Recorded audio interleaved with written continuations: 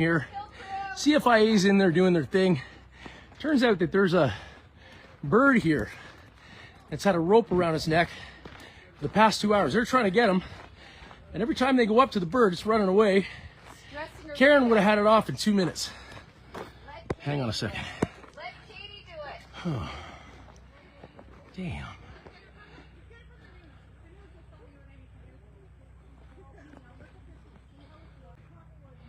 Every time he gets close, the bird runs away.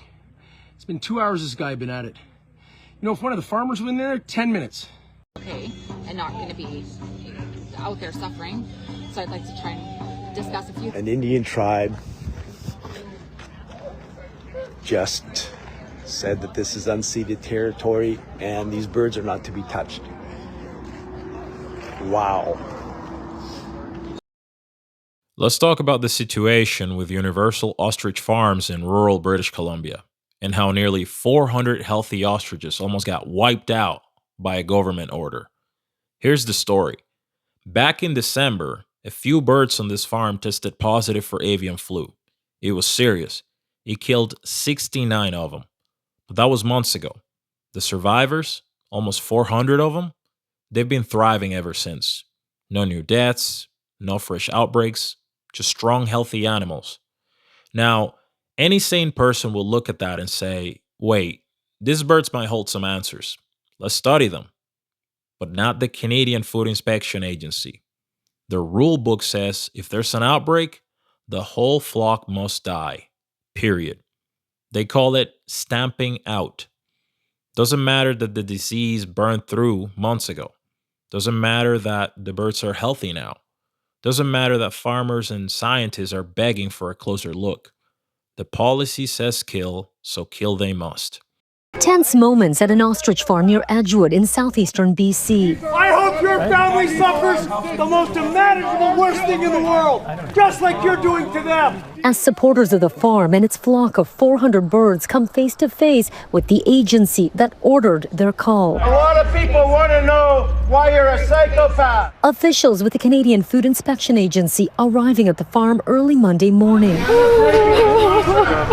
along with dozens of RCMP officers as they work to clear the property using a search warrant ahead of executing its depopulation order. The representative for the farm has been very clear that she doesn't want any violence, that she doesn't want anybody hurt.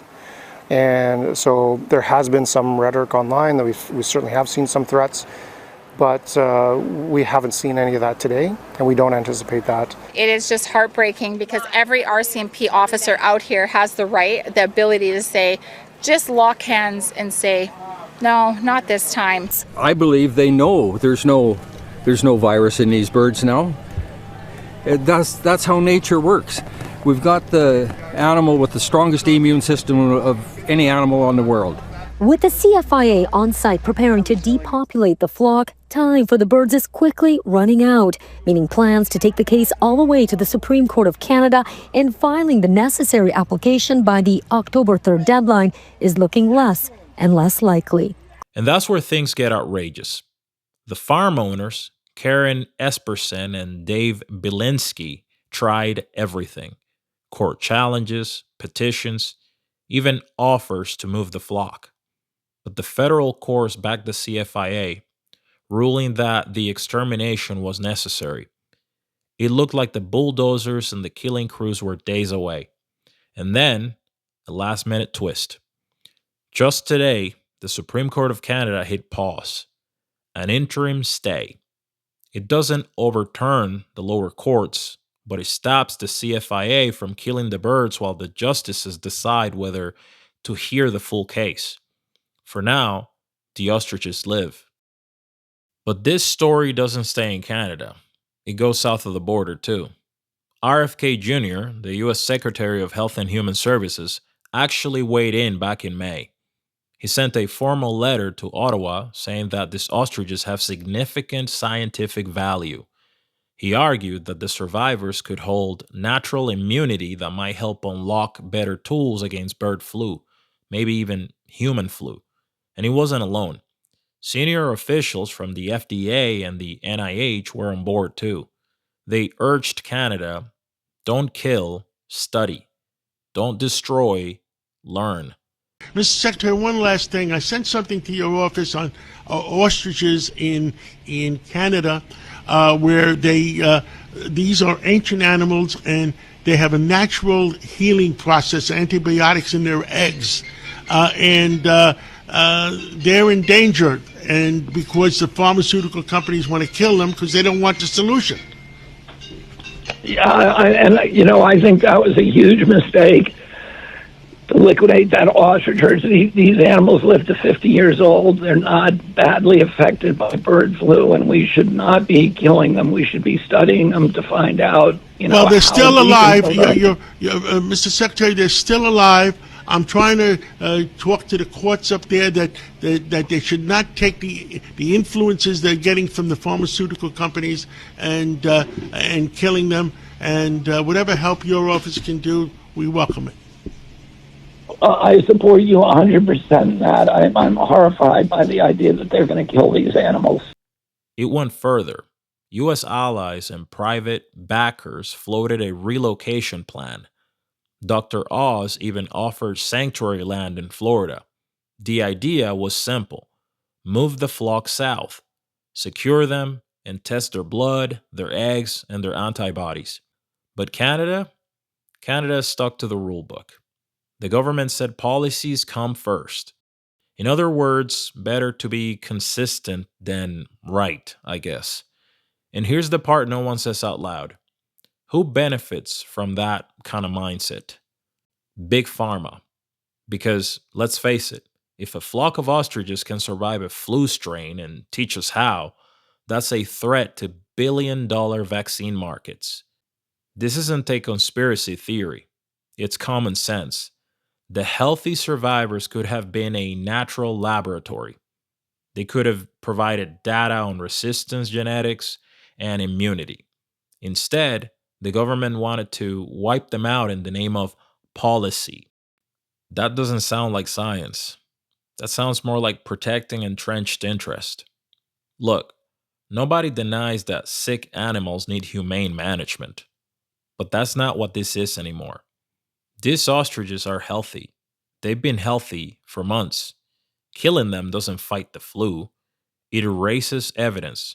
Evidence that might save flocks, farms, maybe even people down the line. And it's telling that it took the Supreme Court to slow this down. That's how far gone the system is. The highest court in the country has to step in just to stop bureaucrats from destroying healthy animals before the science can even be done.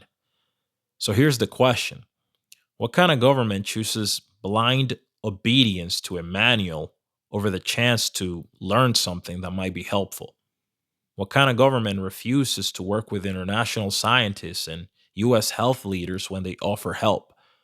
What kind of government tells its citizens trust the science while bulldozing the very science in front of them? This isn't just about ostriches. It's about values. Do we protect bureaucracy or do we protect possibility? Do we follow outdated rules or do we ask better questions for a change? For now, Universal Farms has a reprieve. The CFIA still holds custody and they're still pushing for the cull. The Supreme Court has given them until October 3rd to respond. After that, the justices will decide if this flock gets a fair hearing or a death sentence. But one thing's clear. This farm in rural BC has exposed a bigger truth. That our government would rather destroy than admit that they may be wrong. That Big Pharma would rather see potential cures buried than lose their monopoly on treatments. And that sometimes common sense is the most radical thing of all. Let the birds live. Let the science work. And stop letting bureaucrats and big corporations decide who and what gets to survive. Hey, if you've made it this far, thank you so much for watching. If you'd like to be notified every time a new video is published, hit the subscribe button and activate the notifications bell. It's completely free and it helps our channel grow.